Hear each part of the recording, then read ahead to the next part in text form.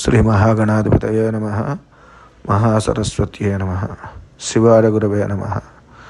ఈ రోజున మనమందరం కూడా మకర సంక్రాంతి దానం గురించి తెలుసుకున్నాం. అది పూర్తయిన తర్వాత కనుమ రోజు స్థానదేవత పూజ చేయాలి. స్థానదేవత అంటే ఎవరయ్యా అంటే, మీ చుట్టుపక్కల ఉండేటువంటి గ్రామంలో ఉండేటువంటి గ్రామదేవత కానీ, లేదా మీ ఇంటి దగ్గర ఉన్నటువంటి గ్రామదేవత గుడి కానీ, లేదా హనుమంతుడు, రాముల వారు ఇలాంటి గుడి మీకు ఏది దగ్గరగా ఉంటే వారు స్థానదేవత అవుతారు.